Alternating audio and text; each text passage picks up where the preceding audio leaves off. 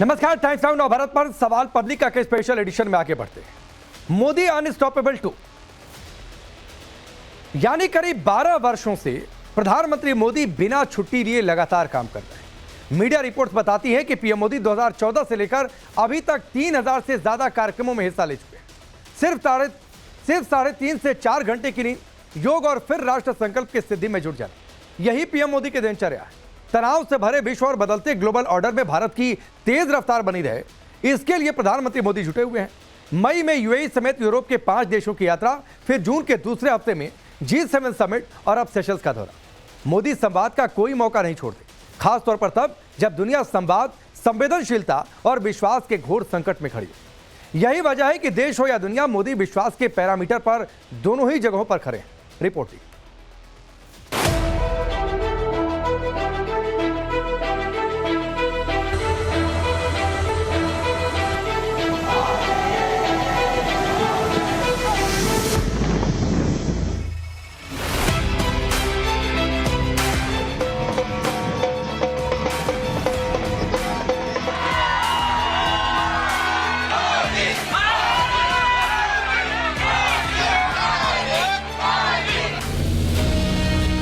एक और लक्ष्य, एक और संकल्प और एक और संवाद। पीएम मोदी एक और देश के दौरे पर है। नाम है सेशल्स। भारत और सेशल्स के संबंध क्यों महत्वपूर्ण है?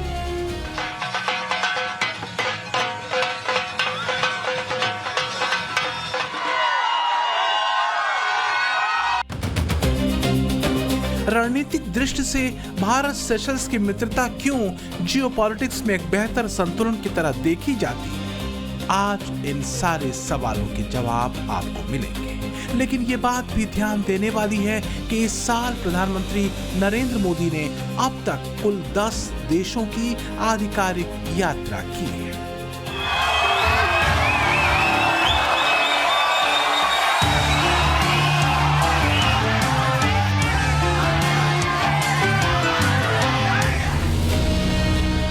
इसमें भी बीते 3 महीनों में देश के भीतर और देश के बाहर पीएम मोदी राष्ट्र हित को लेकर अथक, अनवरत और सार्थक दिशा में काम करते रहे।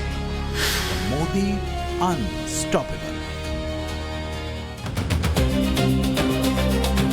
तो सेशल्स की यात्रा क्यों?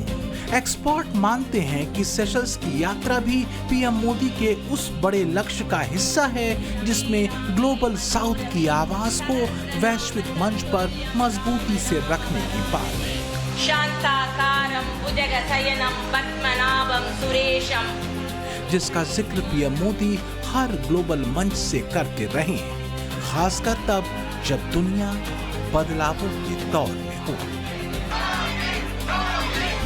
The scale and speed of change in the world is unprecedented. There are fundamental shifts in the nature of politics and power. Free trade is under pressure. There are growing global divisions, disputes, and disparities. Peace and progress. At the same time, the global south is rising. They wish to see a new and fairer world order. Bharat और Seychelles के संबंध करीब 5 दशक पुराने। भारत और Seychelles के बीच संबंध रणनीतिक, समुद्री सुरक्षा, आर्थिक सहयोग और मजबूत सांस्कृतिक संबंधों पर आधारित है। हिंद महासागर क्षेत्र में स्थित होने के कारण सेशल्स भारत के लिए एक महत्वपूर्ण समुद्री पड़ोसी है। लेकिन बात सिर्फ सेशल्स की नहीं है, बात उस सूत्र की है जिससे पीएम मोदी ने भारत की विदेश नीति को लगातार कसा है। बदलती दुनिया में जब परस्पर भरोसे और विश्वास की डोर कमजोर पड़ रही हो, तब मोदी मैत्री और विश्व बंधुत्व के मंत्र से दुनिया में शांति और समृद्धि के रास्ते बनाने निकले। और संकेत हर किसी के लिए, खासकर उनके लिए जो अधिनायकवाद और अहंकार के मेंटल स्टेट से अब तक बाहर नहीं आ सके। और सच ये है कि इस सनक ने सबसे ज्यादा नुकसान उस दुनिया का किया है जिसे पश्चिमी देश और खासकर अमेरिकी राष्ट्रपति ट्रंप तीसरी दुनिया कहते हैं। आज की दुनिया किस तरह नई नई चुनौतियों से जूझ रही है। पहले कोरोना आया, फिर युद्ध होने शुरू हो गए और अब आज की एनर्जी क्राइसिस है। ये दशक दुनिया के लिए आपदाओं का दशक बन रहा है। हम सभी देख रहे हैं, अगर ये स्थितियां तेजी से नहीं बदली गई तो बीते अनेक दशकों की उपलब्धियों पर पानी फिर जाएगा। दुनिया की बहुत बड़ी आबादी फिर से गरीबी के दलदल में चली जाएगी।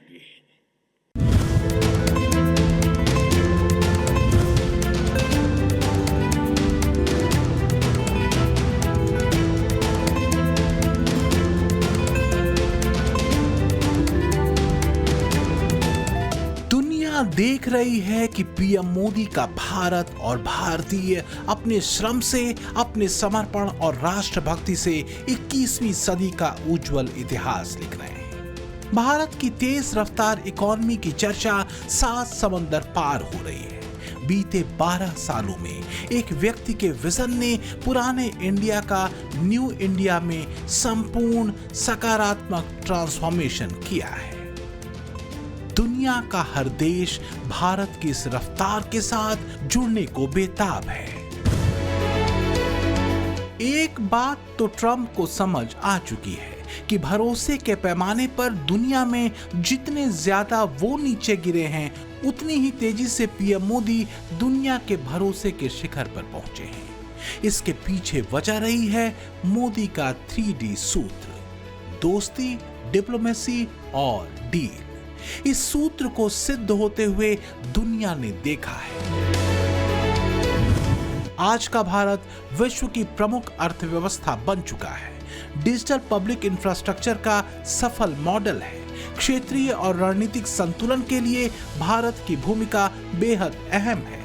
आतंकवाद और वैश्विक सुरक्षा में भारत की भूमिका बेहद खास है। और सबसे बड़ी बात, तमाम चुनौतियों के बाद भी मोदी की लीडरशिप में भारत 2047 के अपने विकसित भारत के लक्ष्य की तरफ आगे बढ़ रहा है।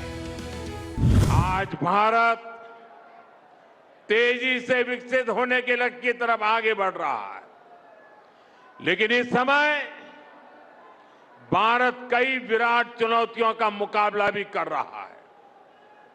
साथियों, कोरोना काल के दौरान ही दुनिया सप्लाई चेन के बहुत बड़े संकट से गिर गई थी। कोविड के बाद यूक्रेन में युद्ध शुरू हो गया, उसने दुनिया की परेशानियां और बढ़ा दी।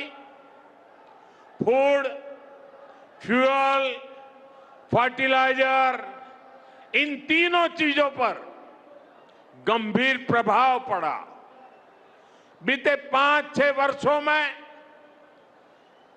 इस संकट से निपटने के लिए हमारी सरकार निरंतर प्रयास कर रही है।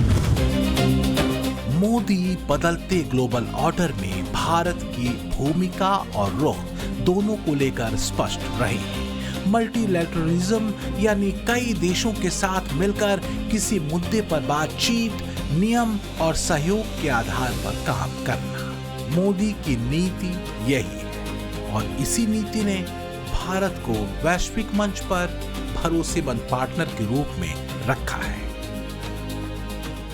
हम international solar alliance, India middle east Europe economic corridor यानी आईमैक और ज्वाइंट डेवलपमेंट प्रोजेक्ट के माध्यम से ह्यूमन डेवलपमेंट सुनिश्चित करेंगे और मल्टीलेटरलिज्म, डायलॉग और डिप्लोमेसी से स्थिरता और समृद्धि के प्रयासों को बल देते रहेंगे।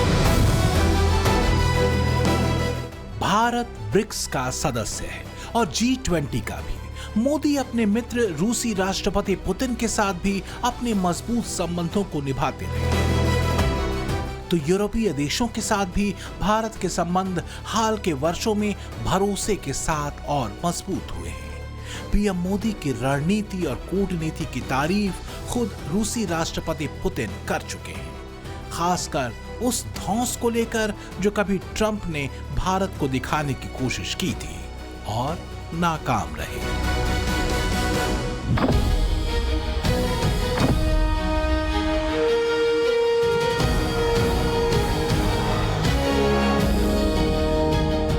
सेशल्स ग्लोबल साउथ का हिस्सा है।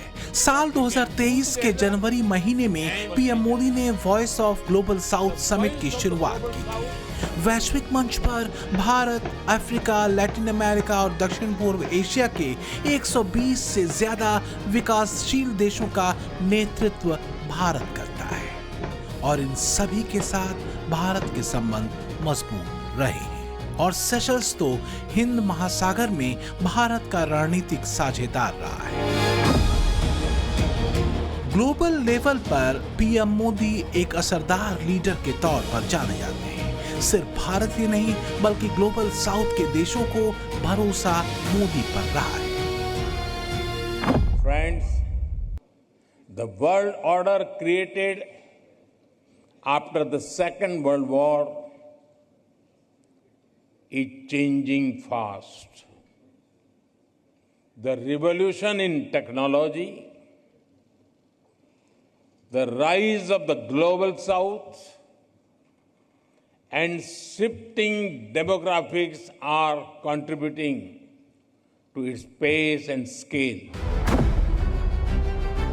मोदी जो कहते हैं दुनिया उसे गंभीरता से सुनती है। इसकी एक बड़ी वजह है पीएम मोदी की नीतिगत और नैतिक पारदर्शिता। फिर चाहे वो मुद्दा वैश्विक शांति का हो, सुरक्षा का हो, स्थिरता का हो या फिर वैश्विक समृद्धि का। पीएम मोदी का विजन और वर्जन भविष्य के भारत और भविष्य की दुनिया को लेकर 100% स्पष्ट है और यही मोदी पर भरोसे की वजह है, देश के भीतर भी और बाहर भी। क्योंकि मोदी की लीडरशिप में भारत की नीति व्यापार, कारोबार, वैश्विक शांति, आतंकवाद और परस्पर सहयोग को लेकर एकदम स्पष्ट यानी क्रिस्टल क्लियर रही है। India has, for a long time, been a very important voice for the global South. Honorable Prime Minister of India, Narendra Modi, has stated that India is very much invested in being a force for peace. We see India's powerful role in peace and security, which has been important for a long time.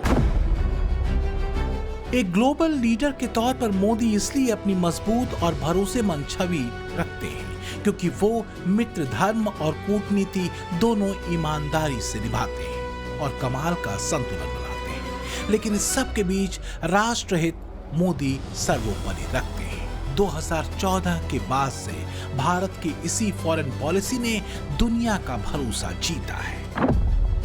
नए global order की बात PM Modi करते हैं। Global south के भरोसेमंद leader हैं, पश्चिमी देशों की जवाबदेही तय करते हैं और आतंकवाद जैसे गंभीर मसलों पर यूनाइटेड नेशन की प्रासंगिकता पर भी बेहिचक सवाल उठाते हैं। हमारी आवाज में आतंक के खिलाफ दुनिया को सतर्क करने की गंभीरता भी है और आक्रोश भी।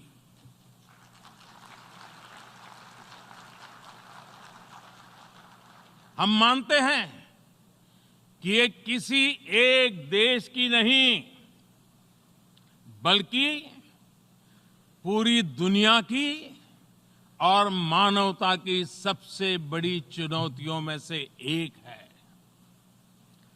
आतंक के नाम पर बटी हुई दुनिया उन सिद्धांतों को ठेस पहुंचाती है जिनके आधार पर यूएन का जन्म हुआ है।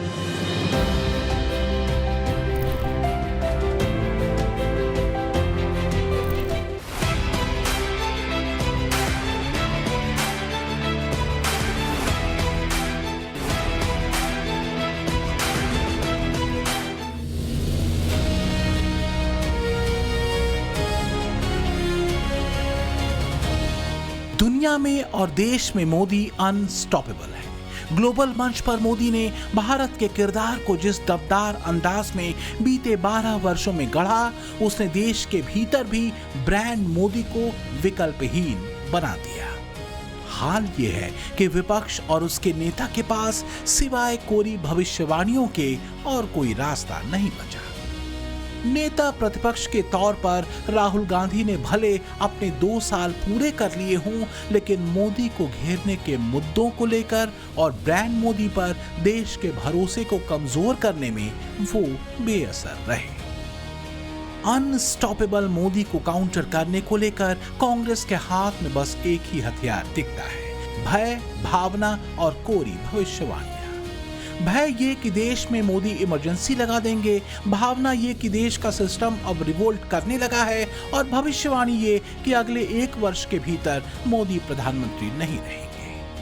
अब यह हो सकता है कि जनता के प्रेशर को यह सप्रेस करने की कोशिश करें, इमरजेंसी जैसी चीज कर दें, हो सकता है। चीफ इलेक्शन कमिश्नर के मैसेजेस मेरे पास आ रहे हैं, head of intelligence system, senior judiciary, सारों के सारे रिवोल्ट कर रहे हैं, इंफॉर्मेशन दे रहे हैं हमें। और आप देखना, मेरे अंदाजे से, मेरा असेसमेंट है, 1 साल के अंदर मोदी जी प्राइम मिनिस्टर नहीं होंगे। 2024 में बीजेपी की कम सीटें आने के बाद से ही कांग्रेस ने यह माहौल बनाया कि अब मोदी लहर उतरनी शुरू हो चुकी है। लेकिन 2024 लोकसभा चुनावों के बाद से अब तक 11 राज्यों में और केंद्र शासित प्रदेशों में विधानसभा चुनाव हुए हैं, जिनमें से बीजेपी या एनडीए ने 7 में जीत दर्ज की। बीजेपी का स्ट्राइक रेट रहा 64%, जबकि कांग्रेस को केरल को छोड़कर बाकी के 10 राज्यों में बुरी तरह चुनाव हारना पड़ा। मतलब मोदी लहर के बीच कांग्रेस के रिजेक्शन का दौर जारी रहा और कांग्रेस इसके लिए चुनाव आयोग तक को कोसती रही, वोट चोरी के नारे लगाती रही। तो सवाल यह है कि नेता प्रतिपक्ष के तौर पर राहुल गांधी के सफल या असफल होने का एक पैमाना क्या ये भी हो सकता है? केंद्र की सत्ता में आने को बेचैन दिख रही कांग्रेस की पहचान आज के दौर में क्या है? कांग्रेस की पहचान आज एक परजीवी पार्टी की बन गई है और इसलिए वो पहला मौका मिलते ही अपने साथियों के साथ भी विश्वासघात करती है। और इसलिए ही कहा जाता है कि कोई ऐसा सगा नहीं जिसे कांग्रेस ने ठगा नहीं। मोदी अनस्टॉपेबल का सबसे ताजा चैप्टर है बंगाल में अभूतपूर्व जीत। बंगाल में मोदी लहर ने एक लैंडस्लाइड विक्ट्री बीजेपी को दी। एक्सपर्ट मानते हैं कि इसके पीछे बड़ी वजह रही मोदी के वो 5 अचूक सूत्र, जिनकी बदौलत मोदी ने बीते 12 वर्षों में एक कनेक्ट देश की जनता से किया। पहला, विकास और राष्ट्रवाद का फ्यूजन। दूसरा, देश के भीतर एक बड़े लाभार्थी वर्ग का निर्माण। तीसरा, सांस्कृतिक राष्ट्रवाद और सांस्कृतिक पुनरुत्थान। और चौथा, अथक संवाद और सीधे जुड़ाव की शैली। इसके साथ ही नो कॉम्प्रोमाइज नेतृत्व। मोदी के इन्हीं सूत्रों के मुरीद ट्रंप भी हैं और पुतिन भी। मोदी पर राहुल गांधी ट्रंप के प्रेशर में आने के लाख दावे करते रहे, लेकिन जो सच है वो ट्रंप भी बता चुके हैं। Very close. We've been there for a little while. And he's a very tough negotiator. He's one of the toughest, actually. So you look at this man. I'll give you a lesson. He's the most beautiful looking man. He looks so nice. He's like an angel. But actually, he's as tough as he's a killer. I don't want to. He's a killer. He's as tough as they come. But he looks so good. So he gets you by surprise. And there's few people like this. People say he's such a nice man. I said no, he's very tough. He's a tough trader, and he loves the Indian people, but he also loves the USA. तो बात घूमकर उसी भरोसे पर आती है, वो भरोसा जो देश के भीतर और बाहर ब्रांड मोदी ने अपने दम पर हासिल किया। देश के बाहर एक दोस्त के तौर पर शानदार कूटनीति के बदौलत और देश के भीतर विकास और विजन के अपने कन्विक्शन और उस दिशा में किए गए श्रम के दम पर। यही नीति मोदी को अनस्टॉपेबल बनाती है, देश के भीतर भी और दुनिया के मंच पर भी। Bureau report, times now, Navbharat. तो प्रधानमंत्री मोदी कैसे अनस्टॉपेबल हैं, वो आपने रिपोर्ट में देखा। कहा जाता है कि राजनीति वो जिन्न है जिसे कभी बोतल में बंद नहीं किया जा सकता, खासतौर पर अपने देश में तो बिल्कुल भी नहीं, जहां उन मुद्दों पर भी राजनीति होती है और जमकर होती है जब लगता है कि यह ठीक नहीं। मसलन 3 तलाक, CAA, NRC जैसे मुद्दों पर जमकर राजनीति होती रही है। और अब UCC यानी समान नागरिक संहिता को लेकर एक बार फिर सियासत गर्मा गई, वो भी इसलिए क्योंकि उत्तराखंड, गुजरात और असम के बाद अब पश्चिम बंगाल में भी जल्द ही UCC लागू होने वाला है। सवाल यह है कि क्या बाकी राज्यों में भी ऐसा ही होगा? देश में UCC की चर्चा अचानक क्यों तेज होने लगी है? जवाब जानने के लिए इस सुपर एक्सक्लूसिव रिपोर्ट को आप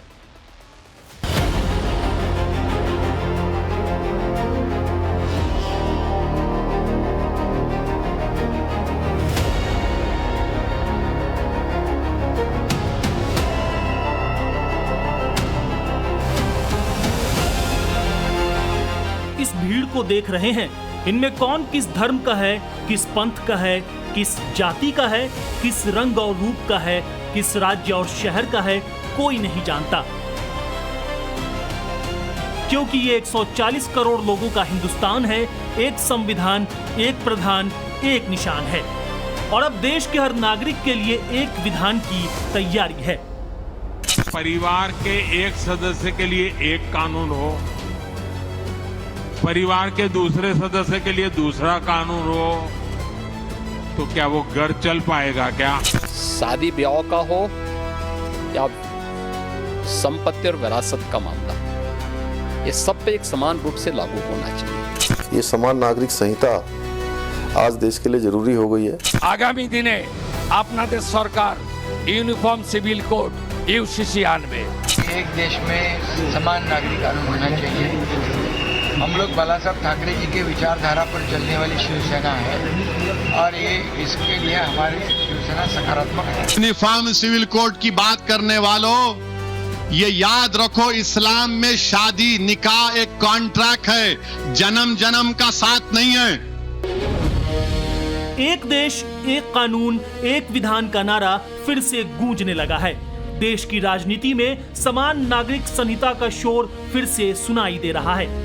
और ऐसा इसलिए क्योंकि बंगाल के नए नवेले मुख्यमंत्री शुभेंदु अधिकारी ने UCC को लेकर 2 टूक बात कही है। क्लियर कर दिया है कि बंगाल में भी एक देश, एक प्रधान, एक निशान के साथ ही एक विधान में भी कोई व्यवधान नहीं है।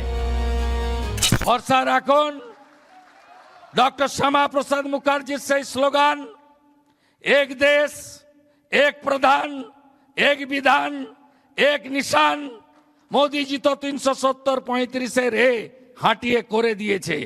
पश्चिमबंगेও आगामी दिने आपनादेश सरकार यूनिफॉर्म सिविल कोड UCC आनबे।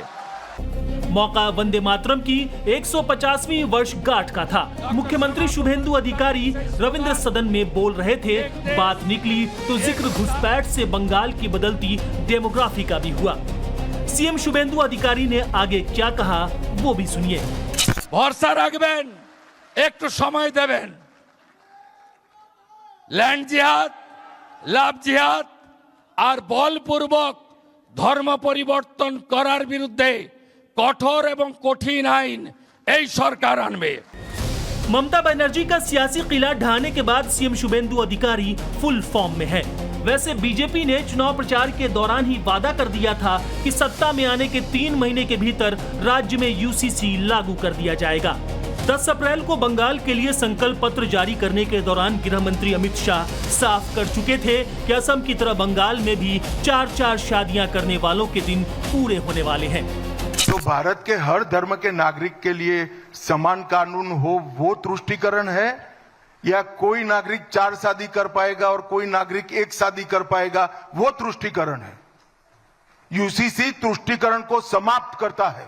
यानी बीजेपी बंगाल में अपना एक और चुनावी वादा पूरा करने की दिशा में कदम बढ़ा चुकी है, लेकिन सवाल बाकी है। सवाल ये कि बंगाल में यूसीसी लागू होने से आम लोगों की जिंदगी में क्या बदलेगा? क्या शादी के नियम सभी धर्मों के लिए एक जैसे हो जाएंगे? क्या तलाक, संपत्ति और उत्तराधिकार के अलग अलग धार्मिक कानून खत्म हो जाएंगे? क्या लिव इन रिलेशनशिप का भी रजिस्ट्रेशन जरूरी होगा? इन सवालों के जवाब जानेंगे, लेकिन पहले बड़ा सवाल यह है कि बंगाल में यूसीसी बिल लाने की तैयारी कब है? सीएम शुभेंदु अधिकारी ने कहा कि वो सोमवार को विधानसभा में बताएंगे। यूनिफॉर्म सिविल कोड बंगाल में होगा, एक प्रोसीड्योर होता है, हम लोग असेंबली में बताऊंगा। एक कमेटी बनता है एक सिटिंग जज के नेतृत्व में। गुजरात, उत्तराखंड, आसाम में जिस तरीके से हुआ प्रोसीड्योर मानते हुए होगा, बाकी असेंबली में मानने बताऊंगा मैं।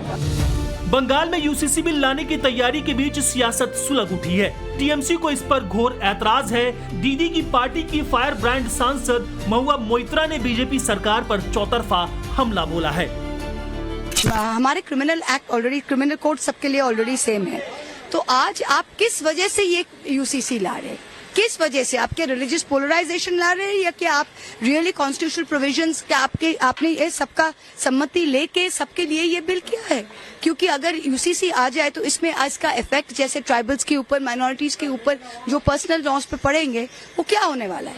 सो we are very worried about the intent of the bill and we believe it is only for polarisation. UCC bill अभी तक नहीं आया, देखने के बाद हम बोलेंगे, देखने के बाद हम बोलेंगे। अभी तो हम वो यूसीसी बिल नहीं देखा है। अभी this is the bill this bill has been brought with a political vendetta, political vindictiveness. सियासी वार पलटवार अपनी जगह है, लेकिन बंगाल में यूसीसी लागू करने की पूरी तैयारी हो चुकी है। बीजेपी ने साफ कर दिया है कि 29 जून से शुरू हो रहे विधानसभा के सत्र में यूसीसी बिल लाया जाएगा। संकल्प पत्र में हमने यूसीसी के बारे में स्पष्ट रूप से कहा था और 29 तारीख को हम बंगाल की विधानसभा में, सदन में हम यूसीसी लाएंगे, उसको पारित करेंगे और सारे जो यूसीसी पास करने वाला जो क्लब है बिग स्टेट्स का, उसमें बंगाल भी ज्वाइन करेंगे। सियासी वार पलटवार के बीच बीजेपी साफ कर चुकी है कि बंगाल में यूसीसी लागू होकर ही रहेगा। देश के 4 राज्यों में यूसीसी लागू हो चुका है। 27 जनवरी 2025 को उत्तराखंड यूसीसी लागू करने वाला पहला राज्य बना। गोवा में पहले से ही सामान्य सिविल कोड चल रहा है और गुजरात विधानसभा ने 25 मार्च 2026 को गुजरात समान नागरिक संहिता विधेयक 2026 पारित किया। मई के महीने में असम भी यूसीसी लागू करने वाला चौथा राज्य बना। देश के कई राज्यों में भी यूसीसी लागू करने की तैयारी है। महाराष्ट्र विधानसभा में गृह राज्य मंत्री योगेश कदम ने यूसीसी के अध्ययन के लिए रिटायर्ड जज की अध्यक्षता में समिति बनाने का ऐलान कर दिया। हिंदुहृदय सम्राट बाला साहब ठाकरे जी का यही उनकी भूमिका रही है कि एक देश में समान नागरिक कानून होना चाहिए। हम लोग बाला साहब ठाकरे जी के विचारधारा पर चलने वाली शिवसेना है और ये इसके लिए हमारी शिवसेना सकारात्मक है। छत्तीसगढ़ में सरकार ने यूसीसी की स्टडी, सुझाव और ड्राफ्ट तैयार करने के लिए 5 सदस्यीय उच्च स्तरीय समिति बना दी है। बिल्कुल यूसीसी लागू होगा हमारे छत्तीसगढ़ में और इसके लिए कमेटी का गठन हो गया है। रिटायर जज देसाई, मैडम देसाई हैं, उनकी अध्यक्षता में गठन हुआ है। अब वो जाके अपना रिपोर्ट देंगे। मध्य प्रदेश में तो यूसीसी के लिए बनी कमेटी आम लोगों के सुझाव इकट्ठा कर रही है। राजस्थान में भी ऐसी ही तैयारी है। खास बात यह है कि यूसीसी लागू कर चुके और करने वाले सभी राज्यों में बीजेपी सत्ता में है। विपक्ष को यही रास नहीं आ रहा।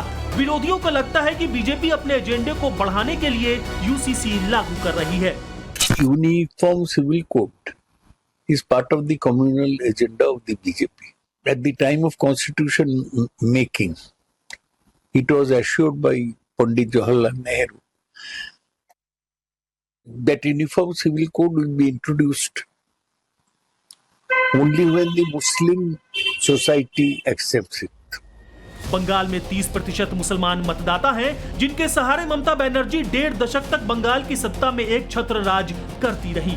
यही वजह है कि यूसीसी को लेकर टीएमसी टेंशन में है और असदुद्दीन ओवैसी को भी इसलिए ऐतराज है। कह रहे हैं कि यूसीसी संविधान विरोधी है। हमारा मानना यह है कि यूनिफॉर्म सिविल कोड के नाम पर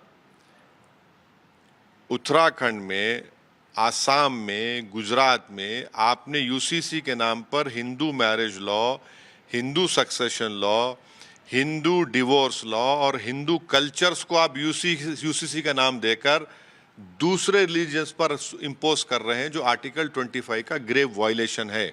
ओवैसी साहब संविधान के अनुच्छेद 25 का जिक्र कर यूसीसी को संविधान विरोधी बता रहे हैं। अब ये संविधान का अनुच्छेद 25 क्या है, ये भी जान लीजिए।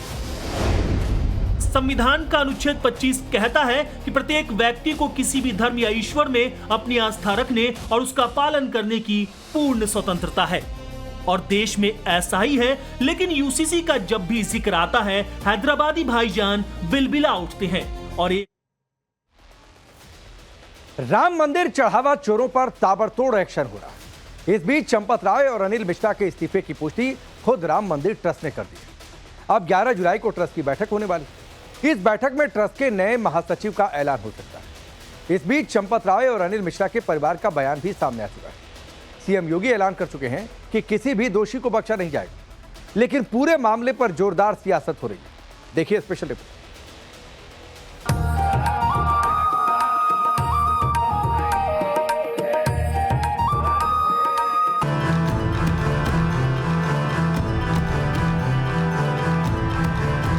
आपकी नैतिकता के आधार पर दे दिया तो एक मजाक की बात है। नैतिकता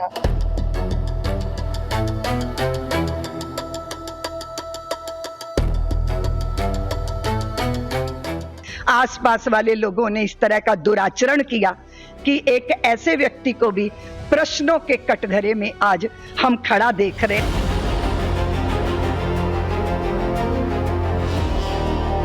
उत्तर प्रदेश के मुख्यमंत्री ने इन सब को बचा लिया।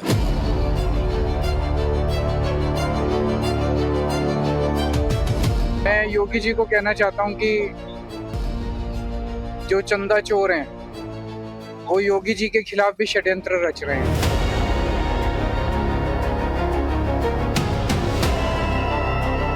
दूध का दूध और पानी का पानी हम करके रहेंगे। हम जो है मुख्यमंत्री जी से जो है मांग करते हैं कि इनके ऊपर कानूनी कार्रवाई होनी चाहिए। राम मंदिर चढ़ावा चोरी के मामले में अब ताबड़तोड़ एक्शन हो रहा है। 8 आरोपियों को गिरफ्तार किया जा चुका है। ट्रस्ट के महासचिव चंपत राय और ट्रस्टी अनिल मिश्रा के इस्तीफों की पुष्टि हो चुकी है। राम मंदिर ट्रस्ट ने राम भक्तों को भरोसा दिया कि दान में दी गई सभी चांदी और सोने के आभूषण सुरक्षित हैं। सूत्रों के मुताबिक खबर है कि 11 जुलाई को राम मंदिर ट्रस्ट के सदस्यों की बैठक होगी। बैठक में ट्रस्ट के नए महासचिव का ऐलान हो सकता है। राम मंदिर परिसर में सीईओ की भी नियुक्ति हो सकती है। इस बीच टिन्नू यादव समेत सभी 8 आरोपियों की कोर्ट में पेशी के दौरान पुलिस ने बताया कि शुरुआती जांच में सभी के खिलाफ चोरी के सबूत मिले हैं।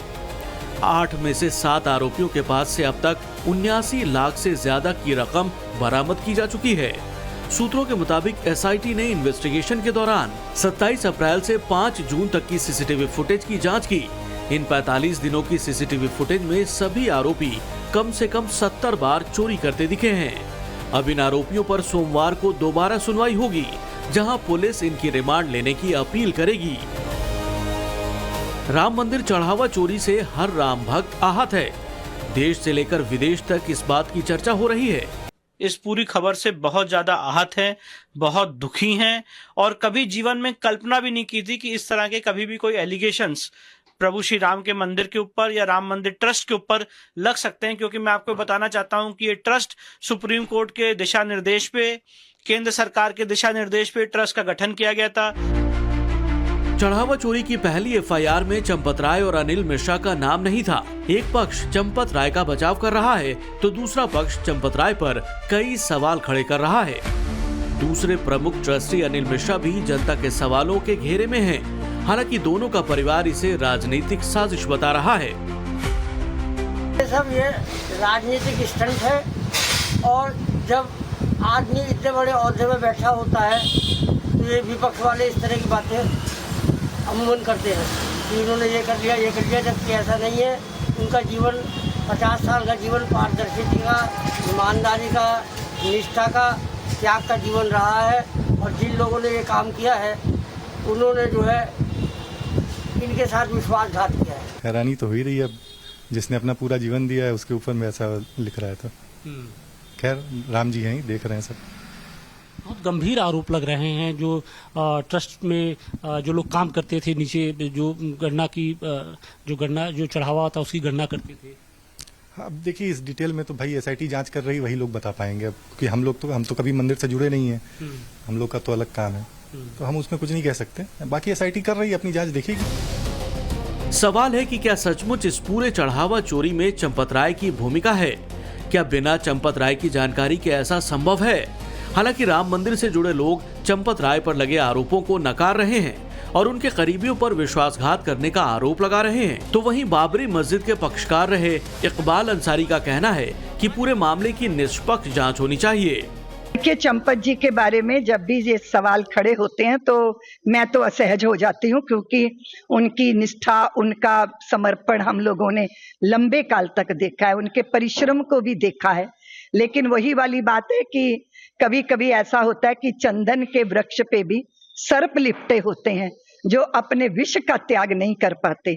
आसपास वाले लोगों ने इस तरह का दुराचरण किया कि एक ऐसे व्यक्ति को भी प्रश्नों के कटघरे में आज हम खड़ा देख रहे हैं, जो देख के अच्छा नहीं लग रहा। ठेस पूरे दुनिया के लोगों में पहुंची है। लोगों ने सुना था कि भगवान राम अयोध्या में विराजमान है, और पूरे देश दुनिया की जो है आस्था रही। हिंदू मुस्लिम की हम बात नहीं करते, हम सभी धर्मों का सम्मान करते हैं। मुसलमान ही भगवान का, राम का सम्मान करता है। सभी को इस बात का दुख है कि भगवान का हार, भगवान का चरण पादुका, पैसा तो आता जाता रहता है। लेकिन जो लोग ने ये काम किया है, हम जो है मुख्यमंत्री जी से जो है मांग करते हैं कि इनके ऊपर कानूनी कार्रवाई होनी चाहिए। राम मंदिर चढ़ावा चोरी मामले में आरोपी बनाए गए अनुकल्प मिश्रा ने करीब 2 साल पहले 40 लाख रुपए का नया घर खरीदा था। इसी बीच आज नवभारत की टीम उनके अयोध्या स्थित घर पहुंची, लेकिन घर के लोगों ने गेट भी नहीं खोला। अनुकल्प मिश्रा ने अभी लगभग 2 साल पहले ये घर खरीदा है और इसी घर में अनुकल्प मिश्रा रहते थे। आइए हम लोग देखते हैं कि उनके घर से बात करने का प्रयास करते, कोई निकलता है कि नहीं निकलता। कोई है? हेलो, कोई है घर में? नहीं, परेशान नहीं कर रहे हैं। आप ये बता दीजिए, अनुकल्प मिश्रा जी से बात, अरे उनके परिवार वालों से बात कर रहे हैं, कुछ तो बताएंगे आप लोग। अभी आपने देखा कि कोई लड़की निकली और वो बात नहीं कर रही, और आपको बताएंगे कि परिवार घर में लोग रह भी रहे हैं। राम मंदिर में चढ़ावा चोरी के आरोप लगने के बाद सीएम योगी का आदेश क्लियर है। आरोपी बड़े हो या छोटे, अगर दोषी पाए गए तो बख्शे नहीं जाएंगे। योगी दूध का दूध और पानी का पानी करने की बात कह रहे हैं। अखिलेश इस पर पलटवार कर रहे हैं। हमने कहा था एसआईटी गठित की गई है। एसआईटी की रिपोर्ट आने के साथ ही हमारी कार्रवाई भी प्रारंभ हो जाएगी। और आपने देखा होगा, एसआईटी की रिपोर्ट आई, तुरंत कार्रवाई प्रारंभ हो गई। और मैं आश्वस्त करता हूं, जो मैंने कहा था, दूध का दूध और पानी का पानी हम करके रहेंगे। जन आस्था के साथ खिलवाड़ स्वीकार्य नहीं। सनातन आस्था के साथ जो भी खिलवाड़ करेगा उसका भुक्तभोगी होगा। किसी को छूट नहीं दी जा सकती।